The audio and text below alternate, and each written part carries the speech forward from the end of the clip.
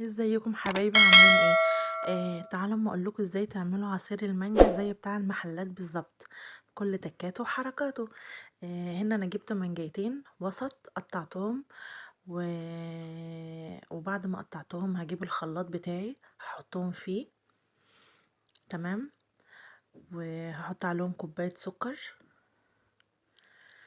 وبعد كده هحط هملى شفشق مية، هملى شفشق الخلاط كله مية لاخره.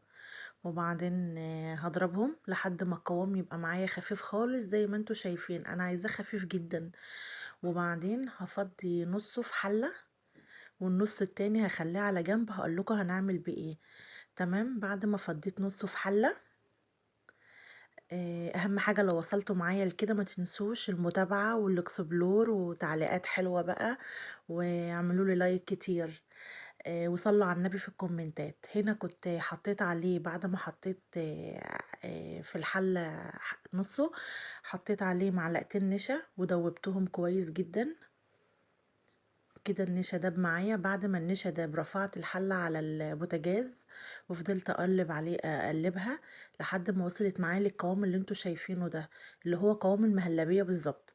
بعد كده فاكرين الحبة اللي انا كنت حطاهم في الخلاط، رجعت عليهم الخليط اللي انا عملته زي المهلبية، رجعته على اللي كان في الخلاط.